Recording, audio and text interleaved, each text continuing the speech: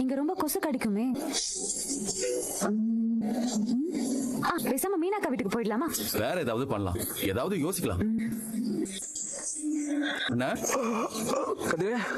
என்னடா கூப்பிட்ட அரசியே போன் எடுக்கல, நீ கூப்பிடாமலே கதவை திறந்துட்ட, எப்படின்னா? முதல்ல பைக் சத்தம் கேட்டுச்சு, அப்புறம் உங்க பேச்சு சத்தம் கேட்டுச்சு. சரி நீங்க தான் வந்திருப்பீங்கன்னு கதவை திறந்தேன்.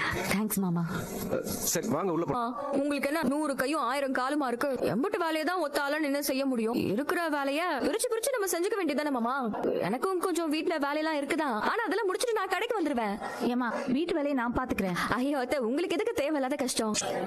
ஏன் உனக்கு மட்டும் கஷ்டம் கிடையாதா? எல்லா வேலையும் நீயே செஞ்சா கோமதி அவ மருமகளை கொடுமைப்படுத்துறான்னு நினைக்க மாட்டாங்க? ஐயோ என்னத்த, நானா விரும்பி தானே எல்லா வேலையும் செய்யறேன். வேற யாருக்கு செய்யறேன்? நம்ம வீட்டுக்கு தானே செய்யறேன்.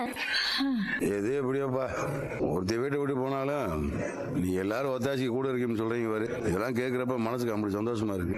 கோமதி, இன்னும் 2-3 நாள் பார்ப்போம். அதுக்கப்புறம் கடை வேலைக்கு ஆள் தேவைப்பட்டா யாராவது ஒரு ஆளை பார்த்து வேலைக்கு வச்சுக்கலாம். சரி கோமதி.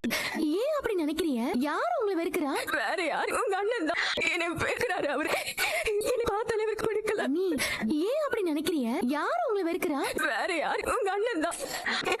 அவங்க கிட்ட சரியா பேசி எம்பிட்டு நாளா தெரியுமா? சரியா பேசலனா கூட பரவாயில்ல.